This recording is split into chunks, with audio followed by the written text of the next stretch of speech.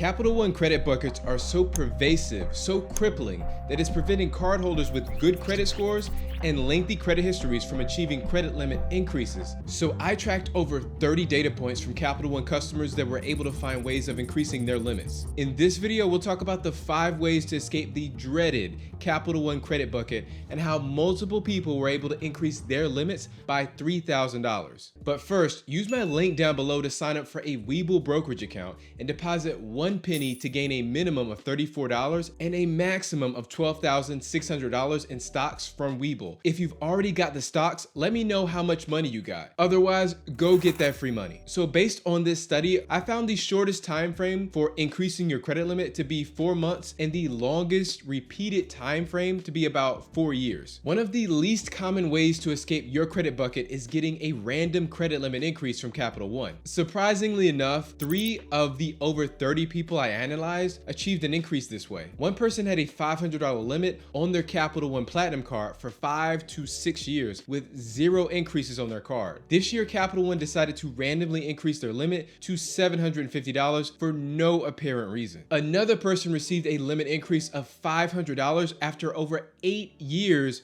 of no growth on their Quicksilver One card. The card had long been sock drawered and had 0 usage on it. One thing I noticed about these random increases is it took an incredibly long period of time for them to trigger. We're talking 5+ years in each case. My hunch on why Capital One would choose to even issue these increases is just to re-engage the customer and see if they bite and start using the card again. You may notice how credit card issuers are constantly bombarding you with offers for balance transfers and limited time bonus categories. This is really part of a larger scheme to drive up usage so they can at least collect interchange fees from merchants every time you use the card for regular purchases. Those fees are usually around 3% per transaction, and some speculate that it's the most profitable source of income for the banks. The next way people noticed they were triggering increases is by opening brand new credit card accounts. Another cardholder had a Quicksilver card stuck at $500. They received an invite to apply for the Saver One card and got approved. And guess what? The very next day, Capital One increased their Quicksilver card limit to $2,000. It has been reported that credit card issuers take notes from other accounts on your credit report when determining your credit limit. This could be an example of that taking place right here. I could also see a scenario where Capital One notices that you're opening new cards, which they could see as increased competition. Every bank wants you to use their card for every purchase and be top of wallet. The way they see it is, the more you acquire valuable cards with higher limits, the less usage for your old Quicksilver card and less income for Capital One. Another method is product changing your Capital One card into a more premium card in their lineup. Product changes mainly change the reward system of your card, but your credit limit remains the same. I released a whole video on the specifics of product changes with Capital One,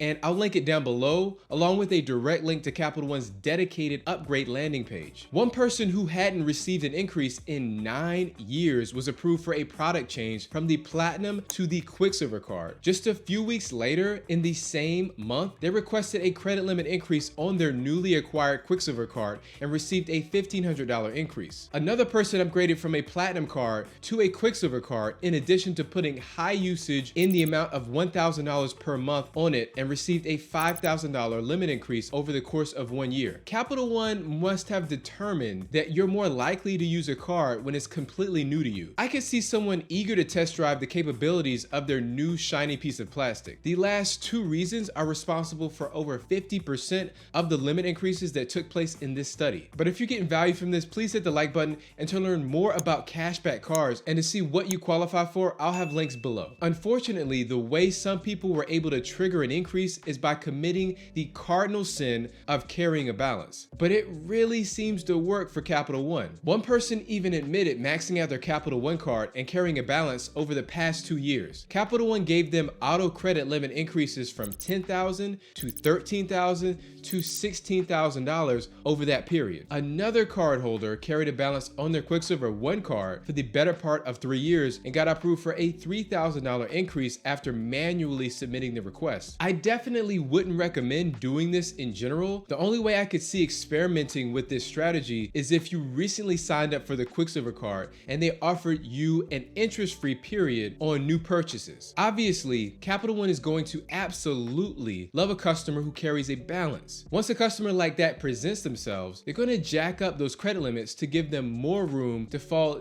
deeper into debt and pay interest. All Capital One sees is dollar signs. Next, roughly half of the individuals in this study triggered their credit limit increase through high usage. That's right, the more you use your card, the more the banks tend to increase your limits. High usage was responsible for the largest increase that was tracked in this study, which was $4,500. They reported that after 4 months of what they described as pretty high usage and paying in full every single week, they got approved for that mega increase. Another person increased their Quicksilver card limit from $16,000 to $18,000 by spending a whopping $15,000 on their card over a 4-month time frame. Talk about some high usage. Another cardholder received a $3,000 increase by pumping transactions through their Quicksilver card until they utilized over 50% of their available limit and then paying off most of the balance before the statement closing date. They only let around a $10 balance remain on their account and paid that off by the bill's due date. Doing this has proven to increase your credit score slightly because there is a small penalty to your score for letting a zero balance report to the credit bureaus. Take a look at this chart showing each person's credit limit increase amount. You can see the largest is almost $6,000 and the lowest is a hopelessly depressing $100 bucket increase that everyone is tired of. But out of the over 30 increases studied, the median was $1,500. I also found a surprisingly high amount of the largest increases were achieved by combining multiple methods that I listed in this video. So for example, putting high usage on the card while initiating a product change with Capital One or opening new credit card accounts with competitors at the same time. I think the more strong indicators that you give to the bank that you're actively using your credit cards and its benefits in ways that are highly profitable for them, the better your odds of increasing your credit limit. If you've been in a credit bucket for years and you're looking for some more solutions for increasing your credit limit, then take a look at my Capital One credit limit increase playlist right here. Thank you for watching and you have a good one.